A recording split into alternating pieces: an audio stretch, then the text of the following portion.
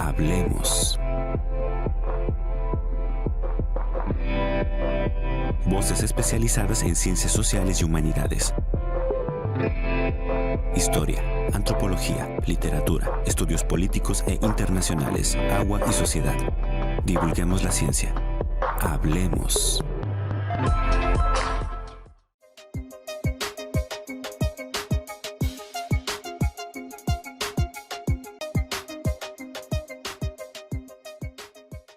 Si están pensando en estudiar un posgrado, acérquense al Colegio de San Luis. Tenemos la maestría en gestión sustentable del agua. Tiene convocatoria abierta. Cierra el 3 de junio próximo para iniciar cursos ya en agosto de este 2019. Si les interesa, quédense con nosotros. Hoy nos acompañará el doctor Edgar Talledos, quien es profesor e investigador en este programa de Agua y Sociedad que tienen a su cargo esta maestría, la Majesa, como le decimos acá en el Colegio de San Luis. Comenzamos. Bienvenidos. La Maestría en Gestión Sustentable del Agua, por sus iniciales Majesa, es un posgrado orientado a la investigación y formación de personal académico para la gestión equitativa, democrática y sustentable del agua. El Consejo Nacional de Ciencia y Tecnología le reconoce en el Programa Nacional de Posgrados de Calidad, en el nivel consolidado.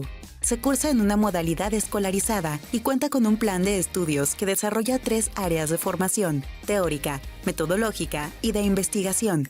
El programa ofrece trabajo de campo, estancias y vinculaciones académicas con otras universidades y centros de investigación, nacionales y del extranjero, para que el alumno sea capaz de comprender, desde su experiencia personal, las problemáticas a las que se enfrentarán en las comunidades o espacios designados para la gestión del agua.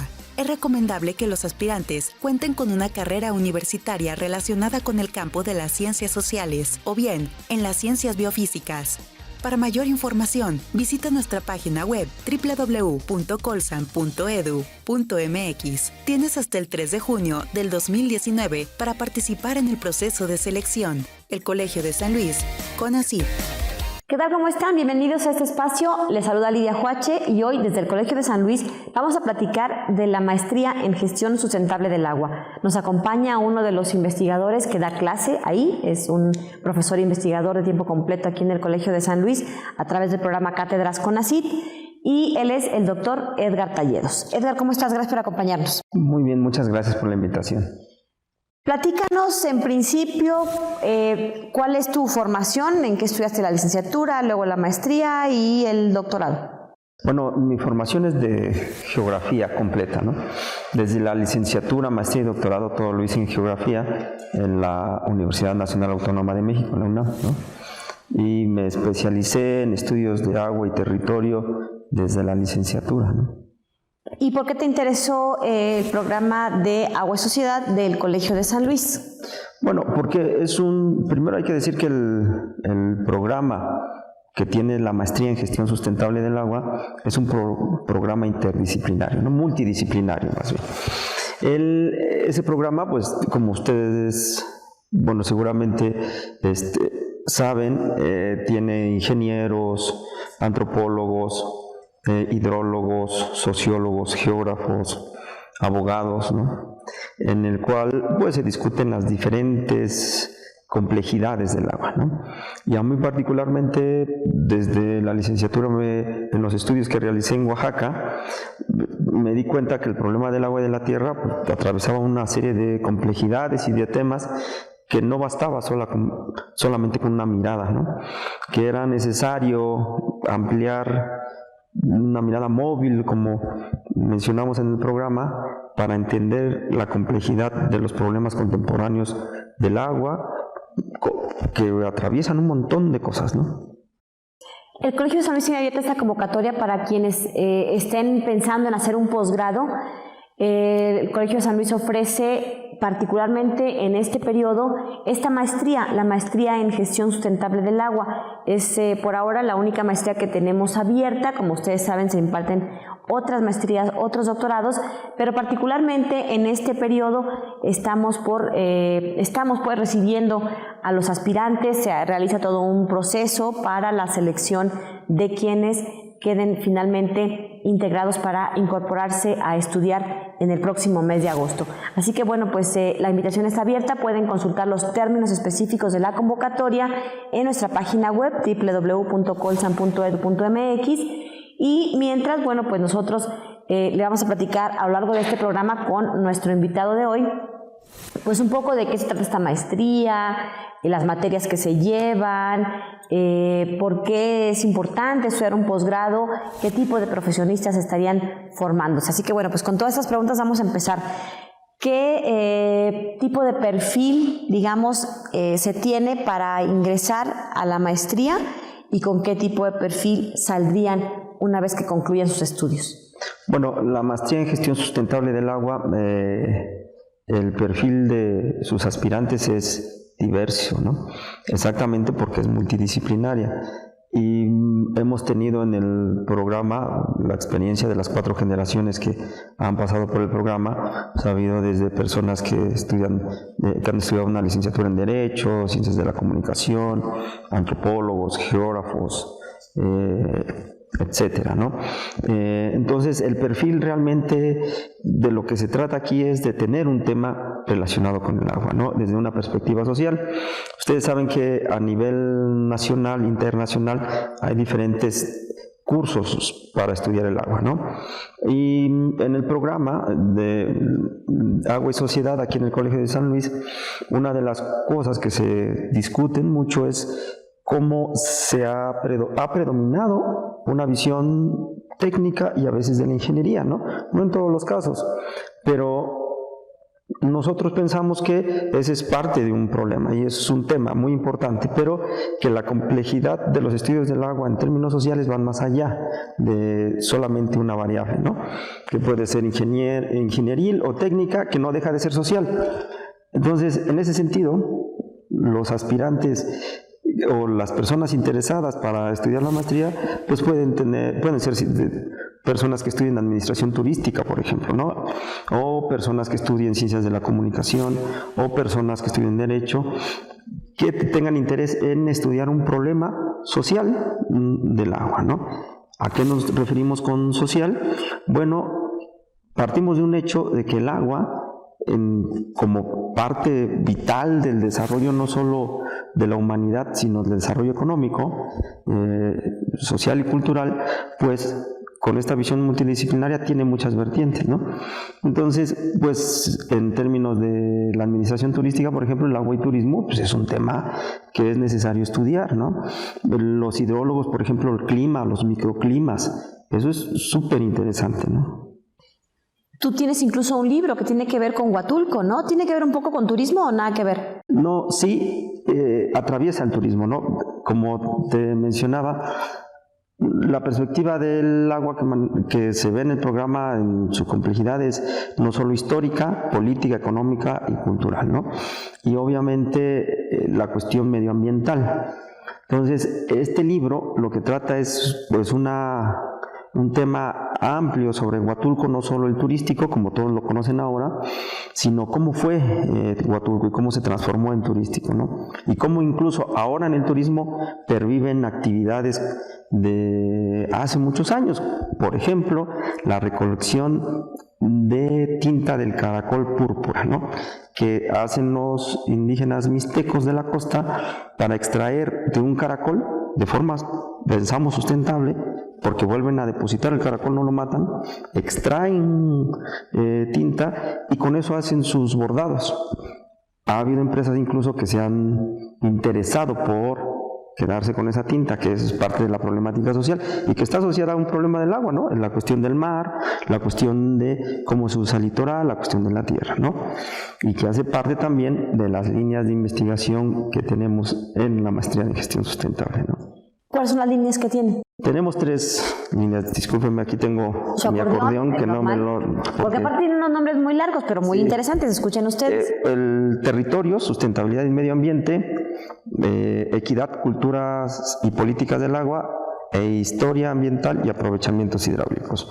Son 3 líneas de investigación, de generación de conocimiento, le llaman en el CONACYT, como el Colegio de San Luis es un centro público de investigación que pertenece al CONACYT. Bueno, esas 3 líneas se engloban los estudios generales que se tratan en las diferentes investigaciones de los profesores, pero también en los temas que los estudiantes desarrollan en 2 años en la maestría, ¿no? Vamos a ir a una pausa y vamos a regresar para seguir platicando con el doctor Edgar Talledos.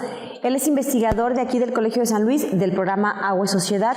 Y este programa, esta coordinación pues de este programa académico, tienen bajo su responsabilidad, digamos, la coordinación de este programa docente, le llamamos aquí también, que es la maestría en gestión sustentable del agua. Es una maestría que dura 4 semestres y bueno, pues que tiene su convocatoria abierta. Entonces no hay un perfil restrictivo, digamos, para quienes quieran ingresar. No importa que estudiaron de licenciatura, siempre y cuando sí tengan como tema de interés estudiar o seguir estudiando un tema que se relacione con la problemática social del agua. Y bueno, vamos a platicar también de las materias que se cursan, de la posibilidad de movilidad, qué experiencias tienen los alumnos que vienen a formarse de tiempo completo porque estudiarían con una beca. Una vez que son aceptados, se postulan para estudiar con una beca de tiempo completo del CONACYT. Nos damos a una pausa y seguimos platicando con el doctor Edgar Talledos. Regresamos.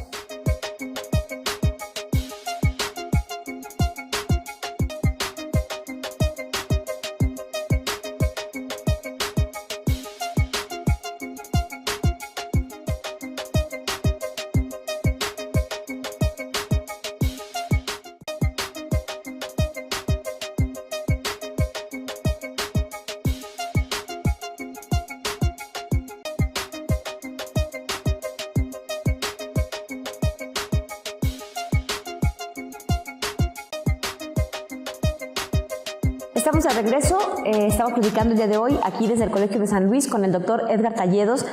Él es investigador del programa Agua y Sociedad y nos viene a platicar precisamente de los términos que existen para esta maestría en gestión sustentable del agua. Está la convocatoria abierta, está a punto de cerrar y bueno, pues platícanos un poco el perfil de salida. Cuando terminan su formación los alumnos, ¿cómo que egresan y en qué pueden trabajar? Claro, bueno, tenemos 4 generaciones que han salido ya, bueno, estamos en la 4ª, terminando la 4ª, y bueno, es importante decir que muchos de los estudiantes que han salido de aquí han continuado sus estudios especializándose en los temas de agua y territorio, cultura del agua o medio ambiente, haciendo un doctorado, ¿no? Que esa es una de las formas de seguir la preparación y ocuparse 4 años en un doctorado que de su interés, ¿no? Y la ventaja que tiene la maestría es que al ser interdisciplinaria adquiere una discusión amplia de un tema contemporáneo muy importante, ¿no? Que no solo se encaja en una disciplina, ¿no? Eso me parece importante. Y en términos laborales de trabajo, pues bueno, hay diferentes formas con las que han participado. O ser profesores, ¿no? En universidades, ¿no? En bachillerato, esa es una forma, pero también como funcionarios públicos.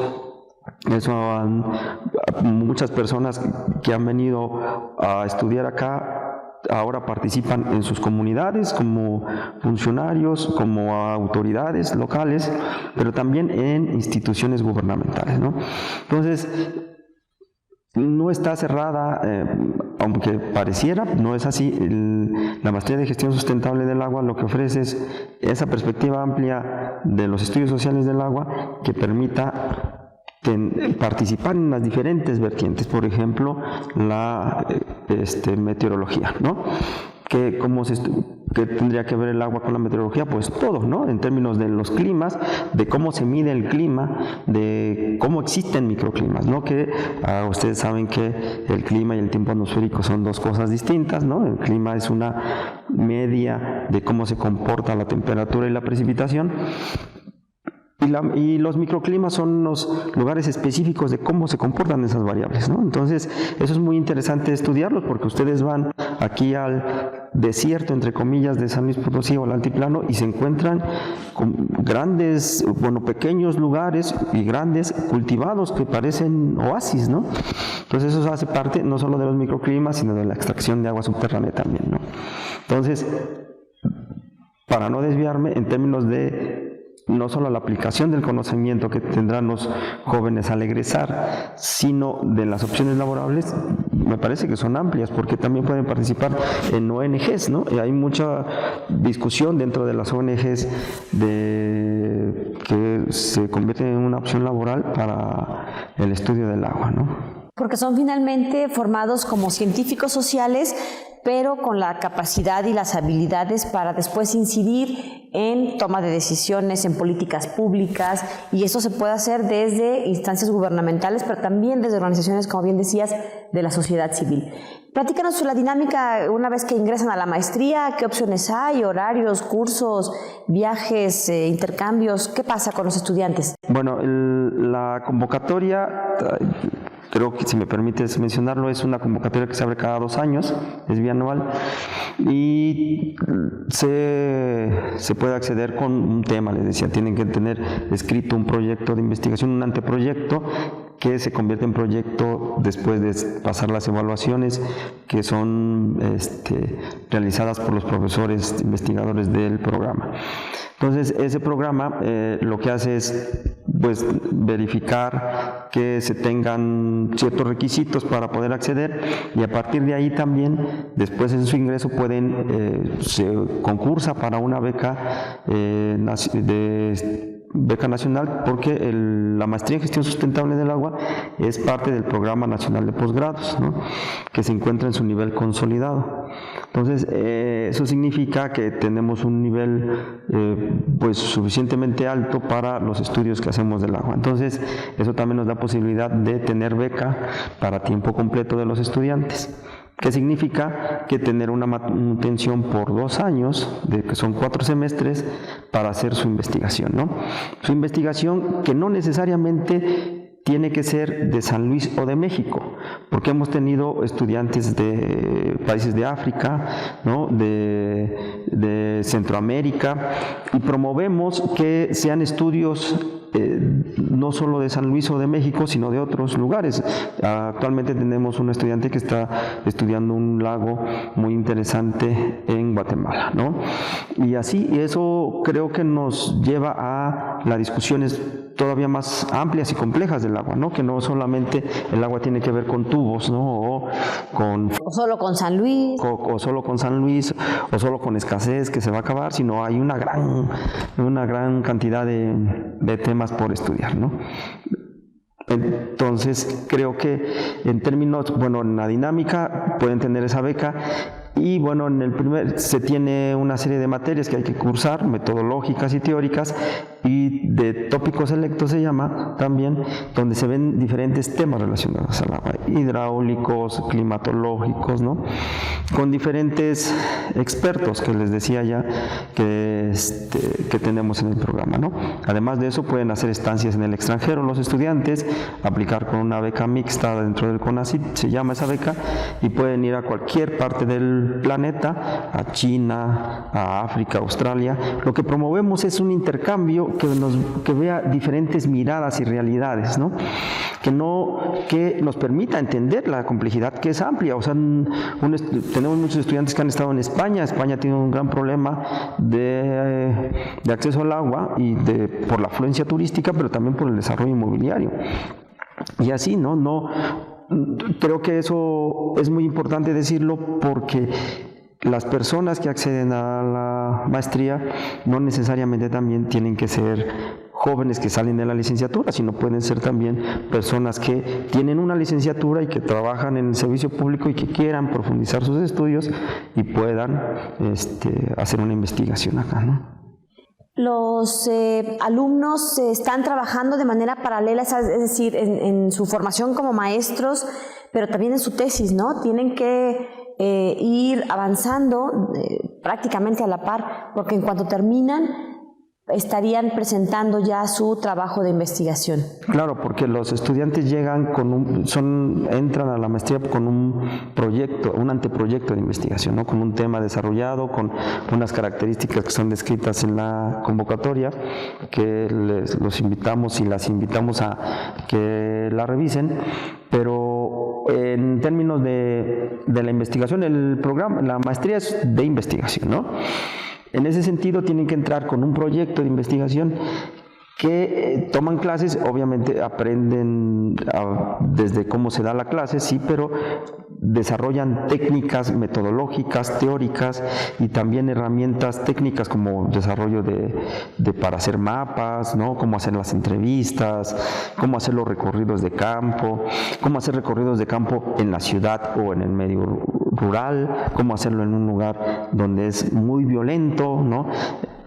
Todas esas herramientas nos ayudan porque y se procuran desarrollar en el transcurso de las materias en la maestría porque son necesarias para cualquier persona que llegue. Independientemente si se va a desarrollar como investigador posterior a la maestría o en el servicio público, nosotros pensamos que incluso en el servicio público se tiene que tener esa mirada compleja del agua, no solamente arreglar las fugas del agua o el botellón, ¿no? La convocatoria está publicada en nuestra página web. Les recordamos que pueden consultarla a través de nuestra página www.colsan.edu.mx. Está también de manera constante difundiéndose a través de nuestras redes sociales. Y bueno, pues ya que hablamos de las redes sociales, les recuerdo que se puede comunicar con nosotros a través de Facebook, a la página del Colegio de San Luis, y si nos escriben un mensaje en privado, estos que se denominan inbox, le podemos regalar un libro que amablemente nos ha traído para obsequiar nuestro invitado de hoy. Ya le platicamos del título de este libro, de la investigación que está detrás de todo ese trabajo, y bueno, pues también seguimos platicando de la maestría en gestión sustentable del agua que está a punto de cerrar su convocatoria. Regresamos. El pasado 8 de abril, el Colegio de San Luis presentó, mediante el Laboratorio de Investigación, Género, Interculturalidad y Derechos Humanos, los resultados del diagnóstico de tipos y modalidades de violencia contra las mujeres en San Luis Potosí, trabajo en coordinación con la Comisión Nacional para Prevenir y Erradicar la Violencia contra las Mujeres, CONAVIM, cuyo objetivo es identificar las problemáticas específicas de cada región del Estado para prevenir la violencia de género. El estudio recabó información de parte de 1,105 mujeres que radican en los municipios donde más han sucedido feminicidios de las 4 regiones del Estado, tales como Matehuala, Soledad, San Luis Potosí, Tamuín, Tamazunchale y Ciudad Valles, además de otros 14 municipios catalogados con violencia extrema y feminicidios de 2017 a 2018. Los indicadores señalaron diferentes formas de violencia hacia las mujeres, tales como la violencia sexual, violencia física, violencia entre la pareja y la violencia emocional, modalidades que prevalecen en las 4 regiones del Estado. Se dijo además que los agresores son cada vez más violentos debido al consumo de sustancias psicoactivas y a la pertenencia a grupos del crimen organizado. Los resultados permiten ver los retos que las instituciones tienen para brindar atención desde un modelo integral y saber qué tan efectivas son sus estrategias, sobre todo en las comunidades más pobres, donde según registra el estudio, las mujeres no se atreven a pedir ayuda. El estudio en su totalidad estará próximamente a disposición de la sociedad desde un micrositio web y en el Colegio de San Luis lo encabezó la investigadora Oresta López. El Colegio de San Luis, CONACYT.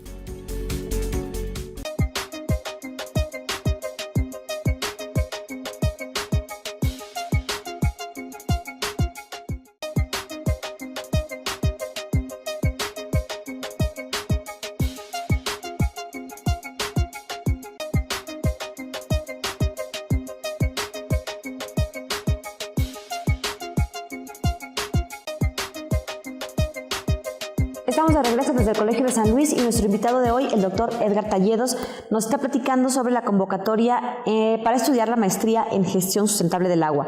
Yo me he dado cuenta que los alumnos se van a Ecuador y se van a otros lados, bueno, a varias partes. Lo más reciente que me tocó darme cuenta fue Ecuador.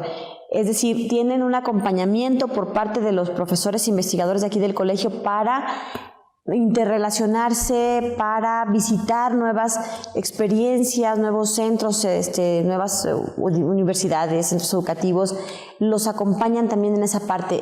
¿Por qué es importante este acompañamiento? ¿Van a congresos o a qué van? ¿O van de paseo? Claro, porque es fundamental para su formación, ¿no? Para el intercambio de ideas también entre los propios estudiantes y profesores, ¿no?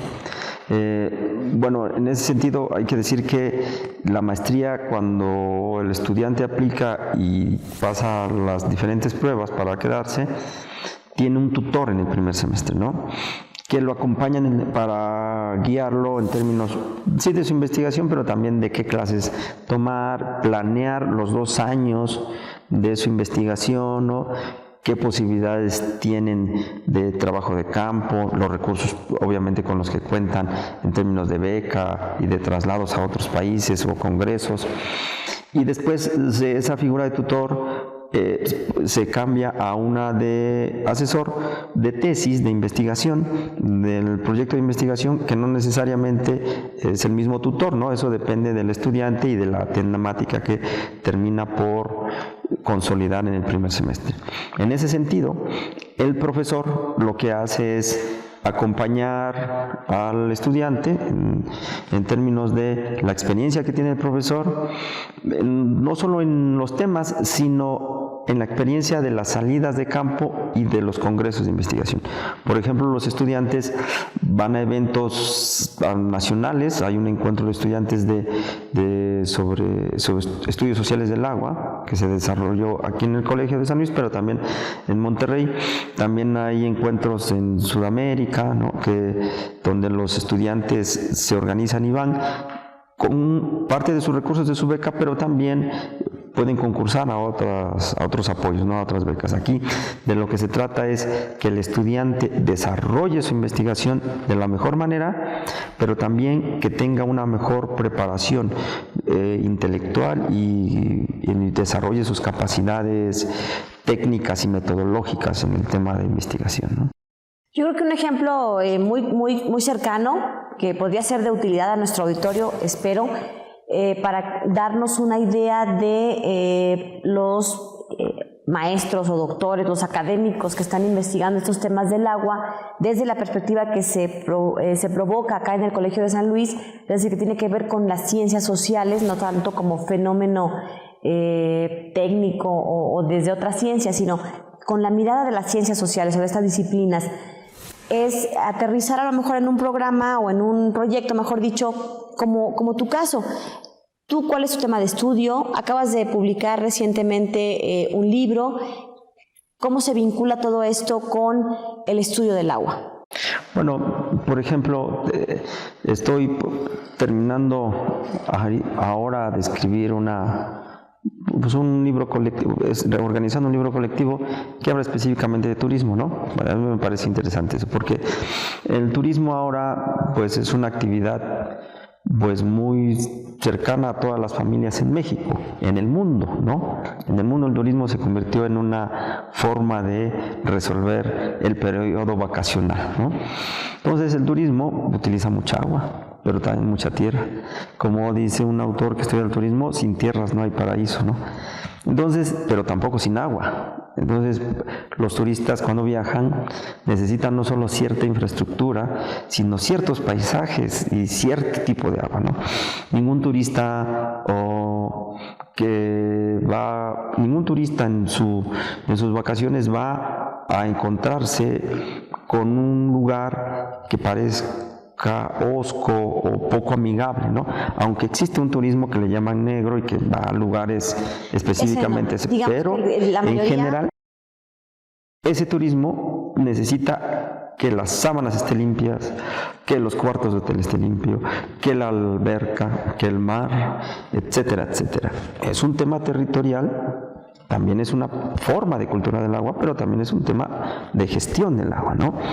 Entonces, por ejemplo, eso es lo que he estado estudiando en este último año, pero también las grandes obras hidráulicas, ¿no?, que llevan de un lugar agua a otro, ¿no? Y que se dan en un contexto político muy abigarrado, o sea, muy conflictivo, ¿no? Para no utilizar esa palabra, porque generan una serie de conflictividades entre los que tienen el agua y la usan de una forma cuando se la pretenden llevar de un lugar a otro.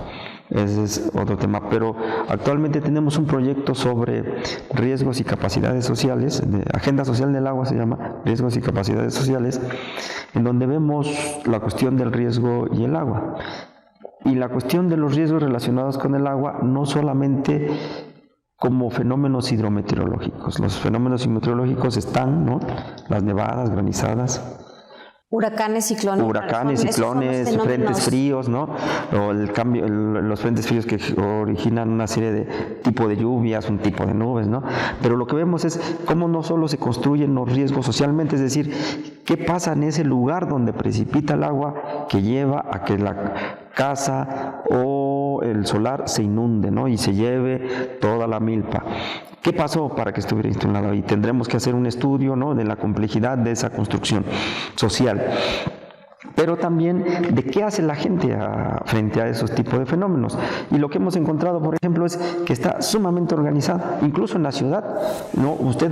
Creo que poco se reflexiona cómo la gente en la ciudad, en las zonas donde se inunda, por ejemplo, tiene una organización, una forma para no inundarse, aunque sea de un 20 centímetros el agua, porque afecta su vida cotidiana y sus muebles, su patrimonio, ¿no? Entonces, lo que vemos es que la gente se organiza, incluso tiene una forma de pensar esos fenómenos, ¿no? De nombrarlos, incluso de luchar para que se transforme esas inundaciones en que no afecten su patrimonio, ¿no? Entonces, eso, por ejemplo, también ahorita estamos desarrollándolo con un proyecto que se llama de prácticas locales, en donde encontramos esas grandes capacidades de las comunidades en reaccionar, pero se encuentran con una conflictividad política. En México, en el antiguo régimen fue muy centralista, ¿no? Entonces, en el manejo de eso era igual, ¿no? Entonces, desplazar la organización política local pues genera más conflicto y engrandece la afectación o el desastre, ¿no? El doctor Edgar Talledos tiene un libro que se llama Disputa por la Laguna y nos ha regalado un ejemplar para que nosotros a su vez lo regalemos a nuestros televidentes. Si le interesa puede comunicarse a través de Facebook y ahí le damos los datos para entregarle este libro. Platícanos un poco de qué se trata, por qué se llama Disputa por la Laguna, ¿se refiere a una laguna en particular, según entiendo? Sí, bueno, el título es un poco largo, la disputa por la laguna del Chignahuapan, proyectos de desecación, trasvases y lucha por la tierra se llama. ¿Dónde es esta Esa laguna de Chignahuapan es la primera laguna que da origen al río Lerma, en el Nevado de Toluca. Y ahí lo que estudio particularmente es el proceso histórico de cómo se transformó en esa laguna, de ser un lugar de producción lacustre, me refiero a cómo la gente ocupaba la laguna en términos de generar una serie de plantaciones de verduras, de caza de pato, una convivencia. O sea, la laguna daba para vivir de ahí. Exacto, pero se transformó radicalmente con el trasvase de agua que se hace en los 40. Perdón, nos podrías... Un trasvase de agua es que se llevan agua de un lugar a una distancia kilómetros a otra, ¿no? Entonces ahí de esa laguna, de las faldas del Nevado del Toluca, se llevaron agua a la Ciudad de México. Es el primer trasvase que se lleva a la Ciudad de México, es decir, se traslada esa agua de la laguna y genera una transformación radical a los pobladores, ¿no? ¿En cuánto tiempo pasó esto? Bueno, es un proceso que todavía sigue porque es una disputa larga. En los 40, realmente, en 1940, en el periodo de Ávila Camacho, se inaugura esa obra, pero empieza desde los 30 la planeación por la idea de que hace falta agua en la ciudad. Vamos a platicar más de esto. Nuestro invitado tiene este y otros temas en su investigación.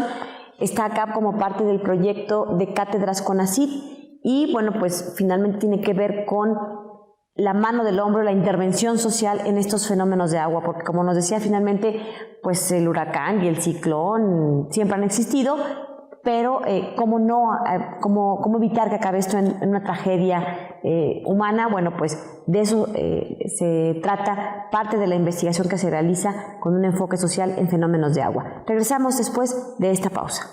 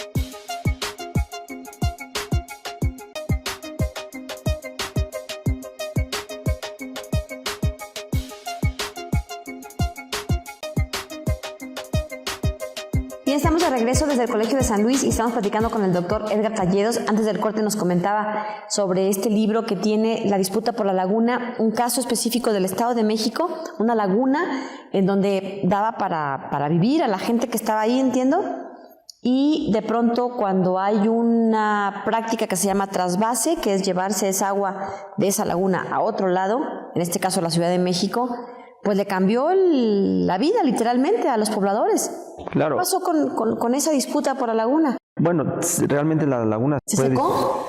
Pues prácticamente quedó un reservorio que es parte del manejo hidráulico que hace el propio organismo encargado de ese trasvase, porque era el departamento del Distrito Federal en esa época. Ahora pues lo maneja el SACMEX, el Sistema de Agua de la Ciudad de México, ¿no? Es muy interesante porque si bien es un caso particular y regresamos a explicar qué pasó con los pobladores y la laguna, me parece que es un caso también contemporáneo, que da para ver el manejo contemporáneo del agua en la ciudad, ¿no? Y el agua en las ciudades del mundo. En el programa otros investigadores trabajan ese tema también de forma profunda y lo que ven es que hay diferentes trasvases, ¿no? Que en Querétaro, en la ciudad de Querétaro, el que se pretendía de hacer de la frontera San Luis Potosí, Veracruz, ¿no? En el Pánuco para llevar agua a la ciudad de Monterrey 6 que se le llamó. Muchas ciudades tienen trasvase. Aquí el Realito, la presa del Realito que se crea para traer agua aquí a San Luis Potosí, a la ciudad, y aparte en el estado de Guanajuato. Bueno, esos trasvases han funcionado mucho o se han construido en toda América Latina y en el mundo entero para llevar agua de un lugar a otro, aduciendo que hace falta agua, en una ciudad o en un lugar específico, ¿no? Por sus actividades, ¿no? Entonces, ese libro me permitió encontrar sí las especificidades, pero las generalidades del manejo hidráulico a nivel de una etapa en México, pero también que trasciende esa etapa, ¿no? Todavía sigue funcionando, se crean en un primer momento 11 pozos con 8 litros por segundo que se sacan de cada de esos 8 pozos, ¿no? Que se llevan a la Ciudad de México, que es un consumo enorme y que pues se crea toda una gran infraestructura que implica una gran cantidad de recursos públicos, una gran construcción, manejo de trabajadores, pero también una transformación territorial enorme. La laguna prácticamente desaparece, queda un reservorio ahí, como un charco le llama la gente ahora, y se crean grandes extensiones para cultivar maíz, que es donde se va a ocupar la gente, pero también se va a utilizar para urbanizar. Entonces eso va a generar un proceso de urbanización y de producción de agricultura, que en un momento era producción lacustre, es decir, todo funcionaba por medio de la laguna, se comunicaban los pueblos vecinos de esa laguna por medio de canoas, ¿no? Un mundo que parece que no existió en México en esos lagos, que son lagos someros, existía de manera pujante y muy importante en ciertas regiones, en particular en el Estado de México, en la laguna del Chignahuapan. Hay otras dos lagunas, Chimaliapan y la laguna de Lerma, que es como se les conoce las lagunas de Lerma, pero eran 3 lagunas, ¿no? Bueno, entonces, ahora cuando ustedes van a esa zona, entre Santiago Tianguistenco, San Mateo Texcalyacac, en esa zona del Nevado de Toluca, pues pueden encontrar una pequeña laguna que es una mínima parte, ni siquiera el 5% de lo que fue esa gran laguna. Habría islas, ¿no? San Antonio la Isla es un municipio que era la isla en ese. Ahora pues entras por tierra, ¿no? Pero eso es un manejo del agua prehispánico incluso. Bueno, entonces ese es un tema, por ejemplo. Cambió el panorama físico, geográfico, incluso social. Claro, incluso la humedad, ¿no? En cierta forma, el microclima que les mencionaba ahí tiene que ver con ese traslado de agua, ¿no? Que lleva a que la humedad sea diferente. Hay una transformación radical en el paisaje. Al estar lleno de agua y después sin agua, pues aparecen las milpas, pero también van a aparecer las casas, los caminos dentro de lo que era el vaso de la laguna. Entonces, la laguna se convirtió en una planicie ocupada para desarrollo agrícola en pequeña escala y desarrollo urbano, ¿no? Entonces, ese es un problema que parece local, pero realmente está relacionado con la política hidráulica nacional de llevar agua a la ciudad, darle predominancia a un uso sobre el otro, ¿no? Es decir, el uso urbano, el uso de los nuevos, de los migrantes incluso, que llegan a la ciudad, que tampoco fue así, porque no se resolvieron la crisis del agua desde los 40, ¿no? Que después hicieron otro trasvase más allá en la segunda fase de Lerma, que ahí fueron 200 pozos, ¿no? Aproximadamente, imagínense. ¿Qué es una cosa mala? No, esa fue la tercera etapa. Entonces, imagínense la cantidad de agua. Bueno, con eso queremos decirle que ahí atraviesan muchos temas. El histórico, sí, el ambiental, el urbano, ¿no? El de gestión, porque hay que ver que unos estudios en la Majesa, que se hacen mucho en la maestría en gestión sustentable del agua, es la gestión local y la gestión que hacen los pueblos indígenas, ¿no? Cómo se organizan para tener agua. Por ejemplo, ese es otro de los temas, ¿no? Cómo resuelven su conflictividad interna y luchan contra actores externos para que no se lleven su agua, ¿no? Que tiene que ver con la cultura del agua y la equidad de los usos del agua, etcétera. Por ejemplo, eso. Pero también otro tema que atraviesa es la industrialización. Como aquí en San Luis ustedes saben, hay una gran zona industrial y en la zona del Estado de México se crea también un corredor industrial en los 70 que apremia de agua, ¿no? Es un corredor industrial urbano. Son de los temas que pueden investigar, ¿no? Y que los invitamos a que se animen a presentar un tema con un proyecto de investigación, ¿no? Pueden pedir información en la coordinación de la Maestría de Gestión Sustentable del Agua, porque la convocatoria cierra el 3 de junio, ¿no? Tienen hasta esa fecha para entregar todos los requisitos. Muchos se especifican en la convocatoria, pero sí plantear un escrito con una idea de investigación, ¿no? También en la convocatoria se especifica los requerimientos, ¿no? La extensión de páginas, las secciones, y bueno, estamos abiertos como Centro Público de Investigación a cualquier también información, ¿no? Estamos a su disposición. Cualquier duda que tengan sobre esta convocatoria, pueden consultarla de manera general, como ya dijo el doctor Talledos, a través de nuestra página web www.colsan.edu.mx. Ahí está en la sección de convocatorias. Y si tienen dudas específicas sobre lo que diga esa convocatoria, es decir, por ejemplo, en qué términos se hace este proyecto, este borrador, esta propuesta de investigación que traerían los aspirantes, bueno, también pueden visitarnos, establecer contacto por correo electrónico, intercambiar por ahí, pedir asesoría con los investigadores que están a cargo de esta maestría. Y bueno, pues finalmente, ¿qué más les dirías de la convocatoria para que se animen, o los papás o los hijos que están viéndonos por ahí, los que están interesados en hacer un posgrado? ¿Por qué estudiar un posgrado en la maestría en gestión sustentable del agua? Bueno, porque los problemas del agua nos atañen a todos, ¿no? Yo creo que muchas personas, no solo aquí en San Luis, sino en el país, en el mundo entero, han tenido una discusión o una plática sobre no solo el consumo, el tipo de agua que consumen, sino de los problemas de contaminación, de lo que le llaman crisis del agua. Entonces, lo principal es tener un tema, pero también que el colegio es un lugar abierto para preguntarse cuestiones relacionadas a los temas de investigación y que no imponga una idea de que tengan que ser ya unas personas que deben de saber todo del agua, ¿no? Al contrario, lo que tienen que tener son preguntas de investigación que quieran resolver para explicarse un problema social que atañe lo técnico también y lo ingenieril. Entonces, los invitamos a que pregunten, ¿no? A los jóvenes estudiantes que están egresando de la licenciatura, a los que ya salieron de algunos años de las licenciaturas, también los invitamos a los funcionarios públicos, ¿no? Para que se animen a presentar un proyecto de investigación, ¿no? Bueno, pues la invitación está abierta. Gracias por habernos acompañado, Edgar. Gracias, muy amable. Nos vamos, gracias por habernos sintonizado en este día y los invitamos para nuestro próximo programa. Antes de despedirnos, agradecemos a 9TV por el apoyo para la producción de este espacio desde el Colegio de San Luis y los dejamos con la agenda de eventos que tendremos aquí en este Centro Público de Investigación. Gracias, hasta la próxima. El Colegio de San Luis te invita a las actividades que se llevarán a cabo durante los próximos días.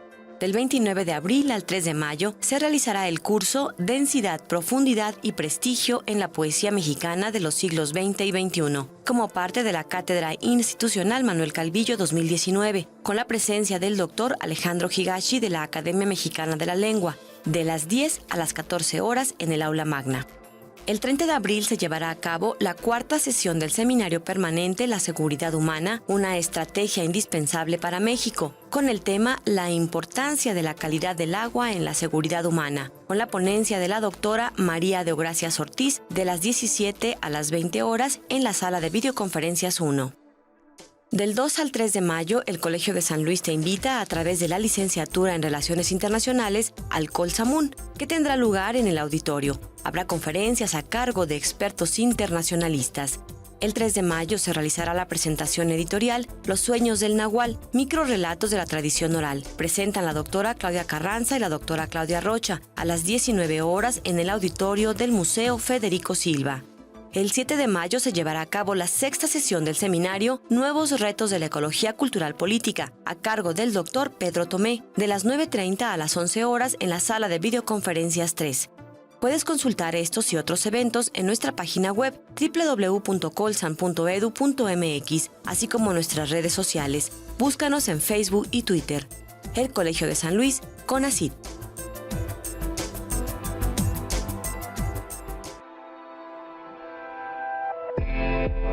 Hablemos. Voces especializadas en ciencias sociales y humanidades. Historia, antropología, literatura, estudios políticos e internacionales, agua y sociedad. Divulguemos la ciencia. Hablemos. 9TV.